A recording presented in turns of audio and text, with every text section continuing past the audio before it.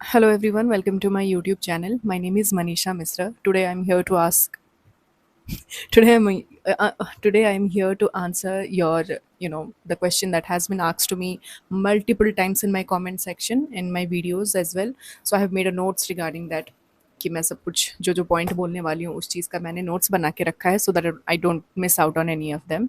So yeah the question is how to improve your English communication, how to be fluent in English और spoken English कैसे अच्छा करें. That is the question basically. So yeah, here are some points that I'm going to say. I'm straight jumping into the point without wasting much time because yeah, ना मेरे पास वक्त है ना आप लोग के पास वक्त है.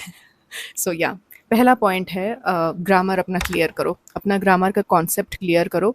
You can refer to Wren and Martin किताब. रेन एंड मार्टिन किताब मैं यहाँ पे कहीं पे दिखा दूंगी तुम लोग को. रेन एंड मार्टिन किताब कौन सा है ग्रामर के लिए, उससे बेहतर कोई किताब नहीं है. So I think Wren and Martin किताब से तुम पहला बेसिक ग्रामर समझ लो. पार्टिसिपल्स वगैरह, usage of active passive voice, usage of tense वगैरह सब कुछ ये थोड़ा सा समझ लो. बेसिक आइडिया लगा पता होना चाहिए तुमको कि कहाँ पे कैसे सेंटेंस यूज़ किया जाता है. ठीक है. सेकंड सबसे इम्पॉर्टेंट बात ये रहा, तुम्हारा ग्रामर थोड़ा सा सही कर लो. आई एम नॉट सेइंग कि पूरा परफेक्ट हो जाओ, बट थोड़ा बहुत आइडिया होना चाहिए कि किस तरीके से बात करने से कौन सा टेंस यूज़ करना होता है, past, future and present and all. ठीक है. Start reading English newspapers with a pen and pencil. या तो जब तुम इंग्लिश न्यूज़पेपर्स पढ़ने के लिए मैं सजेस्ट कर रही हूँ, इट मीन्स कि तुम जब पढ़ोगे उसका एक आर्टिकल सेक्शन होता है जहाँ पे कि इंपॉर्टेंट स्टूडेंट्स रिलेटेड आर्टिकल का एक पेपर आता है, पूरा एकदम पेज आता है where there are a lot of important topics for students. तो वो टॉपिक्स जब तुम पढ़ने के लिए वो पेज निकालोगे, keep a notebook aside, have a pen और पेंसिल, उसको अंडरलाइन करो. जो तुमको समझ नहीं आ रहा है उसका मीनिंग निकालो डिक्शनरी से. फ़ोन तो सबके पास अवेलेबल है, सो या you can do that as well. तो मीनिंग्स निकालो, उसको समझने की कोशिश करो. ठीक है. That will also add to your vocabulary. कौन कौन सा वर्ड, ऐसे बहुत सारे वर्ड्स मिल जाएंगे जिसका मतलब तुमको नहीं पता होगा इनिशियल फेज में. Do not panic. तुमको शायद पैनिक का भी मतलब ना पता हो, तो उसमें बुरा सोचने वाली कोई बात नहीं है. इट्स नॉट लाइक अरे इतना भी नहीं पता, ऐसा कुछ नहीं होता है. पैनिक वर्ड नहीं पता, पैनिक वर्ड का मतलब निकालो और लिख लो. Don't feel bad about it. Initially जब मैं स्टार्ट करी थी इंग्लिश में बात करना, तो मेरा भी ऐसा होता था कि आई डोंट, कंजिक्यूटिव का मतलब नहीं पता था, कॉन्सिक्वेंसेस का मतलब नहीं पता था, सो मेनी वर्ड्स, मतलब बहुत बेसिक वर्ड्स का मीनिंग नहीं पता था, which I kind of use it on daily basis right now. So yeah तो इट्स उससे कुछ भी इंफेरियरिटी कॉम्प्लेक्स नहीं होना चाहिए या बुरा लगने वाली कोई बात ही नहीं है. ठीक है. नहीं पता तो उसका मीनिंग हम निकाल लेंगे और उसके हिसाब से याद रखेंगे. Do not worry about it. तो ये पेन एंड पेंसिल वाला बहुत अच्छा आइडिया है, ये ज़रूर करना. ठीक है. Read more of classic literature. या जब तुम क्लासिक लिटरेचर पढ़ोगे, नॉवेल्स पर्टिकुलरली टॉमस हार्डी हो, नेथलीन हॉथॉर्न हो, सिल्विया प्लाथ हो. ठीक है. You can read John Milton हो. ठीक है. जॉन मिल्टन का तो ब्लैंक वर्स में ज़्यादातर होता है, so I am not going to suggest you that right now. But yeah classic literature ज़्यादा पढ़ो, पोस्ट मॉडर्न एरा का भी पढ़ो, एंशंट एरा का भी पढ़ो. ठीक है. Post modern Jhumpa Lahiri for an example, जो कि इंडियन बेस्ड राइटिंग्स करती हैं. आर के नारायण पढ़ो. ठीक है. उसके बाद अनीता देसाई, किरण देसाई का पढ़ो. There are so many works जो तुम पढ़ सकते हो, जहाँ से तुमको बहुत सारा नॉलेज मिलेगा in terms of the usage of words and sentences in English. तो ये अभी हम लोग बेसिक का बात कर रहे हैं. ठीक है. We are not talking about कि मॉडर्न में लिंग्विस्टिक्स वे में कैसे कैसे क्या क्या करना चाहिए. इतना डिटेल में नहीं जाना है. You just have to know कि how to be fluent in English, so that basic तुमको कोई सवाल पूछे तो तुम आंसर दे पाओ कॉन्फिडेंटली, प्रेजेंटेशन वगैरह दे पाओ कॉन्फिडेंटली. मेरा वही पॉइंट नेक्स्ट होने वाला है. Try to present your seminar. ठीक है. तुमको कोई टॉपिक शायद सेमिनार प्रेजेंटेशन में ना भी मिला हो. ठीक है. तो भी one thing you can do is एक टॉपिक निकालो and write down some things about it. ठीक है. एक पेपर लो और उसमें कुछ कुछ मतलब 1-2 पेज या 3-4 पेज का कुछ लिखो अपने आप. एक टॉपिक लेकर उसका फॉर एग्जांपल यूजीसी नेट के बारे में कुछ लिखना है, योर अटेम्प्ट्स के बारे में कुछ लिखना है. ठीक है. और तुमको ऐसा मतलब you need to feel something like someone is there in front of you, जिसको तुम उस चीज़ के बारे में अपना पॉइंट ऑफ व्यू दे रहे हो. You do not have to indulge. अभी मैं ग्रुप डिस्कशन या डिबेट के बारे में नहीं बोल रही, I am talking about just presentation. ठीक है. तो तुम उस टॉपिक के बारे में अच्छे से प्रिपेयर करो और देख के या तो बिना देखे प्रेजेंट करो अपने दोस्तों के सामने.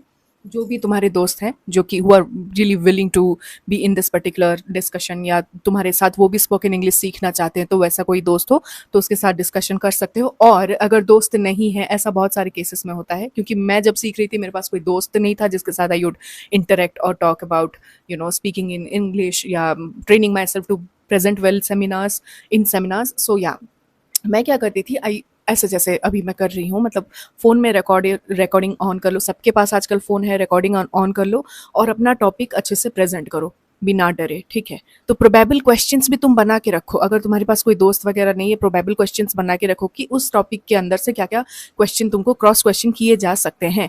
अगर दोस्त होगा तो ऑब्वियसली क्रॉस क्वेश्चन करेगा, तुम आंसर करना।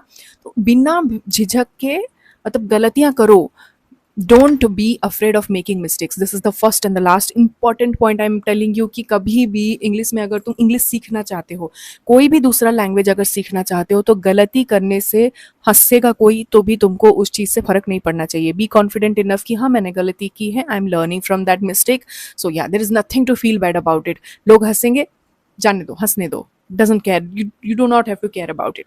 Involve more in group discussions and debates.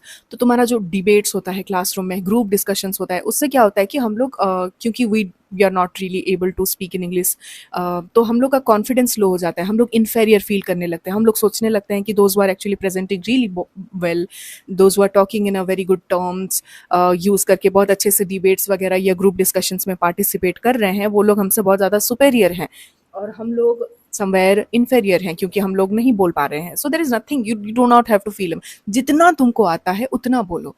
Mixed करके अगर भी पॉइंट ऑफ व्यू अपना देना हो तो देना, जैसे भी करके देना। तुम अगर अपनी ओर से मेहनत करोगे ना, तो तुम्हारे जो टीचर हैं they will definitely help you, कि लगेगा उनको नहीं बच्चा सीखना चाहता है, the person is really wanting to learn, the person is really willing to give his और her perspectives towards this particular topic. वो चाहता है इंग्लिश में बोलने के लिए, लेकिन इज एटलीस्ट और she is at least trying to. तो नहीं भी होगा ना तो फिर तुमको कंसिडर करेंगे, ऐसा नहीं है कि बिल्कुल कंसिडर नहीं करेंगे, तुम कोशिश तो करो। तो डिबेट्स वगैरह ग्रुप डिस्कशंस में अपना थोड़ा सा कॉन्फिडेंस बाहर लाओ। थोड़ा सा हमको फील होता है एब्सर्ड, जब हम लोग को नहीं आता होता है इंग्लिश में ना, ये बोलना बहुत आसान है कि पार्टिसिपेट करो, डर लगता है कि लोग जज करेंगे, लेकिन करने दो जज। क्या है कि लाइफ में ये जो पर्टिकुलरली दोस्त होते हैं, क्लासमेट्स होते हैं, टीचर्स होते हैं, ये बहुत टेम्परेरी चीज़ें हैं, ये लोग मैटर नहीं करेंगे at a point of time. अभी तुम लोग पे हंस रहे हैं, शायद हंसे भी, then also you do not have to really think about it. हंसने दो, ठीक है, बाहर में जाए, हंसने दो, मैं सीख रही हूँ। All I know is you being a girl और अ बॉय, जो भी हो, तुम सीख रहे हो, दैट्स मोर इम्पॉर्टेंट, ठीक है। उसके बावजूद कुछ भी, बाकी सब टेम्परेरी हैं, ये लोग हंसेंगे, हंसते हंसते चला जाएगा डिग्री, वो भी चले जाएंगे, लेकिन तुम इंप्रूव करोगे, that's the most important point, ठीक है। तुम्हारा इंप्रूवमेंट होगा, उनका इंप्रूवमेंट नहीं हो रहा है, ठीक है।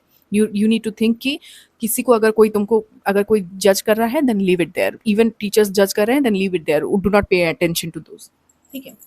दूसरी बात, the last point is always form conversations in your mind, या तो कभी भी whenever you are trying to talk to your parents और trying to talk to your teachers और फ्रेंड्स और जो भी, तो तुम लोग अपने लैंग्वेज में बात कर रहे हो, तमिल, तेलुगु, उड़िया, हिंदी, मराठी, वट एवर, जो भी अपने लैंग्वेज में बात कर रहा है, पंजाबी, वट एवर, तो तुम कोशिश करो कि उस कन्वर्सेशन में तुम अपना दिमाग लगाओ।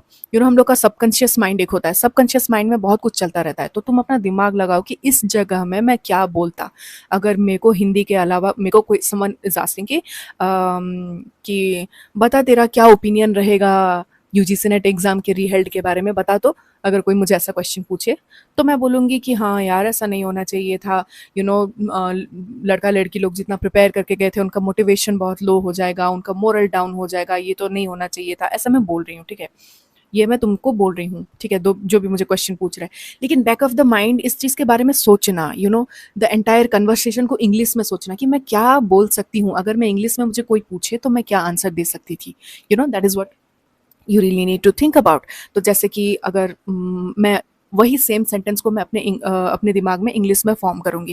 For example, I will say yeah I definitely agree to this that UGC NET re holding the exam is not a good thing because there are so many students who really give their best in order to qualify the exam, so it kind of is a setback to the students. It is kind of demotivating to the students. They will definitely feel that their hard work is not going to be fruitful enough. For those of you who have already given the exam and were expecting a really good mark, it is a very major setback for them.